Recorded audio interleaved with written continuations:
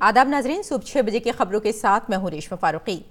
वजीर आजम नरेंद्र मोदी आज प्रधानमंत्री राष्ट्रीय बाल पुरस्कार 2020 जीतने वाले 49 बच्चों से मुलाकात करेंगे।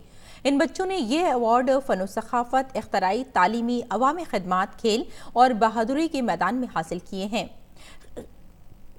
ख्याल रहे कि बुध के रोज सदर जमहूरिया रामनाथ कोविंद ने मुख्तलिफ शोबे से ताल्लुक रखने वाले बच्चों को प्रधानमंत्री राष्ट्रीय बाल पुरस्कार 2020 तकसीम किए थे।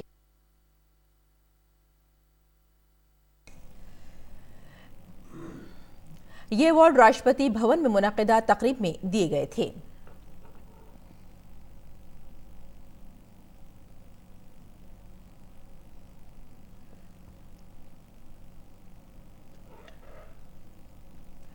भारत ने फिर दोहराया है कि कश्मीर मामले पर किसी तीसरे फरीक का कोई किरदार नहीं हो सकता।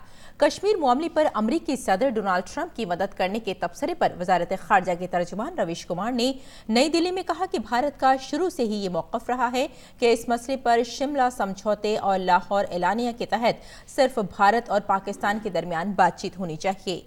उन्होंने कहा कि बातचीत के लिए माहौल बनाने की जिम्मेदारी पाकिस्तान की है।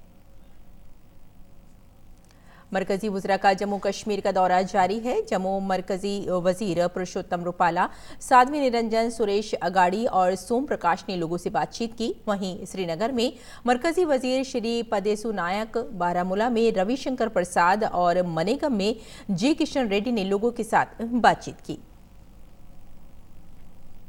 जम्मू कश्मीर में मरकजी हुकूमत के खुसूसी अवामी राब्ता मुहिम के तहत मरकजी वजीर रविशंकर प्रसाद ने कश्मीर में आम लोगों, कॉरपोरेशन के कौंसिलरों और दीगर नुमाइंदों से मुलाकात की। रविशंकर प्रसाद ने लोगों से उनके मसाइल और मशवरों को सुना। मरकजी वजीर रविशंकर प्रसाद ने बारामूला जिले में मुकामी लोगों से मुलाकात की और उनके साथ चाय पी। एक होटल में रविशंकर प्रसाद लोगों से मिले और उनकी खैरियत दरियाफ्त की। मुकामी लोगों से मुलाकात के बाद वो काफी खुश नजर आए।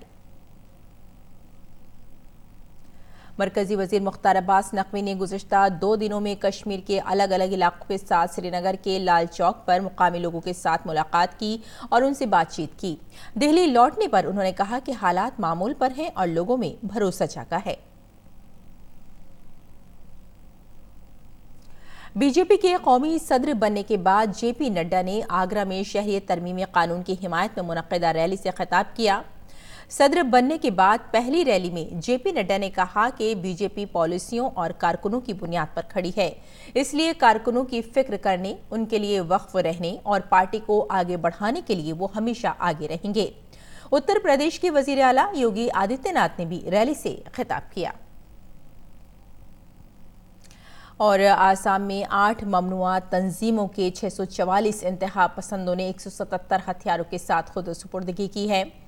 पुलिस के मुताबिक सभी इंतहा पसंद ULFA, national democratic front of Bodoland, RNLF, communist party of India, माओ नवाज जैसी ममनुआ तंजीमों से वाबस्ता हैं। इन सब ने वजीर आला सरबानंद सोनोवाल के सामने हथियार डाले हैं। आसाम पुलिस ने इतनी बड़ी तादाद में इंतहा पसंदों की खुद सुपुर्दगी पर उस दिन को एक अहम दिन करार दिया है। और सदर जमहूरिया रामनाथ कोविंद ने कहा है कि सेहत खदमात तक हर तबके की पहुंच होनी चाहिए, जिसमें आयुष्मान भारत जैसे मंसूबे बड़े अहम किरदार अदा कर रहे हैं।